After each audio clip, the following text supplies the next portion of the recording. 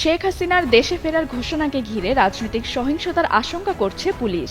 পরিস্থিতি মোকাবিলায় দেশের বিভিন্ন ইউনিটকে সতর্ক থাকার পাশাপাশি গোয়েন্দা নজরদারি বাড়ানোর নির্দেশ দেওয়া হয়েছে।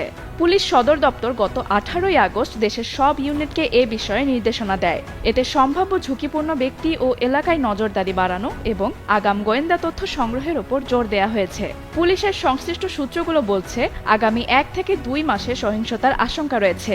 এ কারণে কার্যক্রম নিষিদ্ধ রাজনৈতিক দল আওয়ামী লীগ ও নিষিদ্ধ ঘোষিত ছাত্রলীগের সন্দেহভাজন নেতাকর্মীদের ওপর নজরদারি, পলাতক আসামিদের গ্রেপ্তার এবং জামিনে থাকা ব্যক্তিদের গতিবিধি পর্যবেক্ষণের নির্দেশ দেওয়া হয়েছে।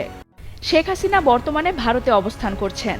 গত 5 আগস্ট তিনি জানান, আগামী ডিসেম্বরে দেশে ফিরে আদালতে আত্মসমর্পণ করতে চান। একই সঙ্গে আওয়ামী লীগের নেতাকর্মীদেরও প্রস্তুত থাকার আহ্বান জানান তিনি। এদিকে গোয়েন্দা সূত্রের দাবি, শেখ হাসিনার দেশে ফেরাকে কেন্দ্র করে আওয়ামী লীগ ও সহযোগী সংগঠনের নেতাকর্মীরা বিভিন্ন এলাকায় গোপনে সংগঠিত হওয়ার চেষ্টা করছেন। প্রকাশ্যে মিছিল ও কর্মসূচির প্রস্তুতিও নেওয়া হচ্ছে। এসব কর্মসূচিকে কেন্দ্র করে বিএনপি, এনসিপি ও বৈষম্য বিরোধী ছাত্র আন্দোলনের নেতাকর্মীদের সঙ্গে সংঘর্ষ তৈরি হতে পারে। এতে হামলা, ভাঙচুর ও আইন শৃঙ্খলা পরিস্থিতির অবনতির আশঙ্কা করছে পুলিশ। তবে পুলিশ বলছে, আইন শৃঙ্খলা পরিস্থিতি বর্তমানে অনেকটাই নিয়ন্ত্রণে রয়েছে। সম্ভাব্য সহিংসতা ঠেকাতেই আগাম তথ্য সংগ্রহ ও মাঠ পর্যায়ে নজরদারি জোরদার করা হয়েছে। নাম প্রকাশে অনিচ্ছুক পুলিশ সদর দপ্তরের ডিআইজি বলেন, সদর দপ্তরের চিঠিটি কোনো নির্দিষ্ট ঘটনার তাৎক্ষণিক প্রতিক্রিয়া নয়।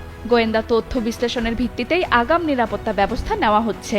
রাজনৈতিক কর্মসূচিকে কেন্দ্র করে সহিংসতা, নাশকতা, ভাঙচুর, জনদুর্ভোগ কিংবা আইনশৃঙ্খলা পরিস্থিতির অবনতি যাতে না ঘটে সেজন্যই বিভিন্ন ইউনিটকে সতর্ক করা হয়েছে।